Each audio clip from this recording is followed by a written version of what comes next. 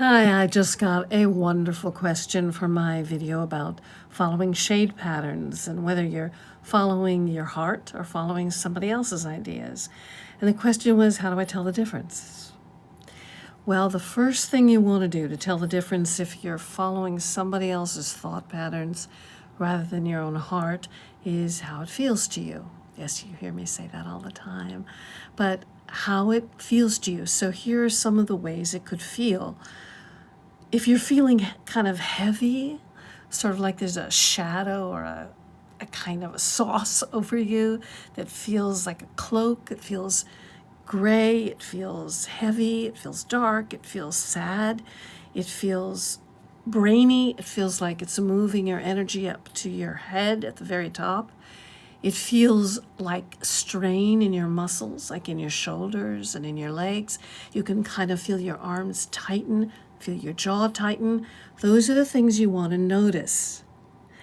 I know that it feels like that's the result of something happening out there, that's the result of something happening that somebody else said, that an unfortunate circumstance, a loss instead of a win, something that just feels, all of a sudden really hard, like you're pushing uphill. That feels like it's inside you. It feels like it's engendering an idea that's from you. Oh, I'm just going to sit and feel this way. I'm just going to try harder. I'm going to push harder. I'm going to go over there and do that. I'm going to fix it. But it's not you. It's not your heart talking. It is voices from everywhere saying, oh, you should have, you should have, you should have, you should have. So fix it, fix it, fix it. The voices that say, oh, it should be done this way. Oh, you made that mistake, mistake, mistake. And all of those things are pushing you into directions that don't feel right.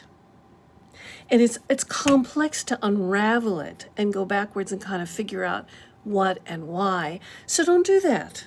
Just notice the feeling that's icky. It's an icky feeling and go, what am I thinking that has nothing to do with my want? What am I figuring out that has nothing to do with my desire?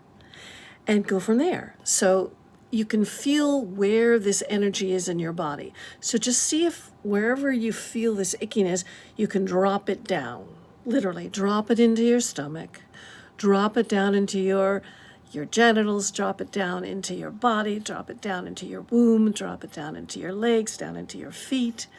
And as you do that, and you can almost feel the air coming down more into your belly so that it fills everything up rather than in your shoulders.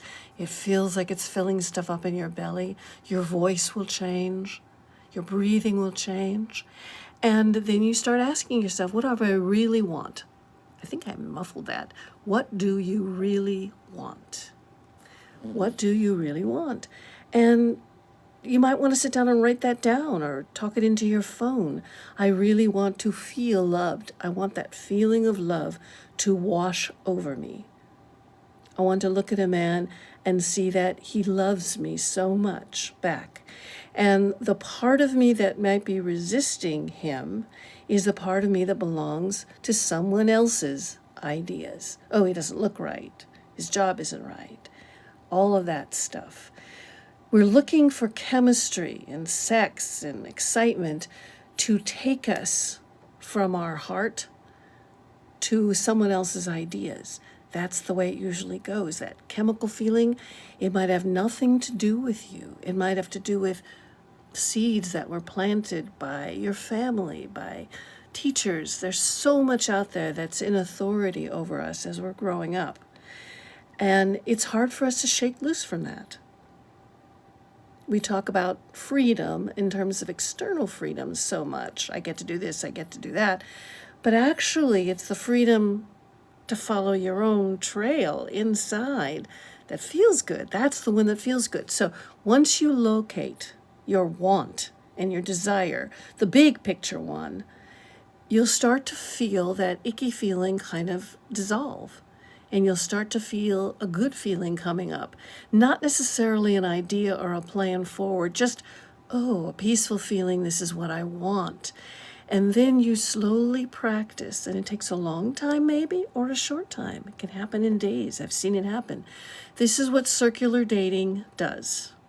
It is the outward kind of look of this inner feeling of what do I want, and this peaceful feeling.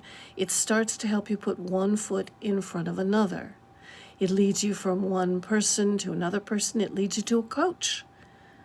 It leads you to somebody who has information. It leads you to something online that you read. Someplace, something that comes from here, and that step feels good. Then maybe the next step feels icky. That wasn't from you. That was from somebody's idea about your first step. So just see if you can tell the difference by the sensation and the feeling in your body. And then it's a matter of moving on from there, baby step by baby step.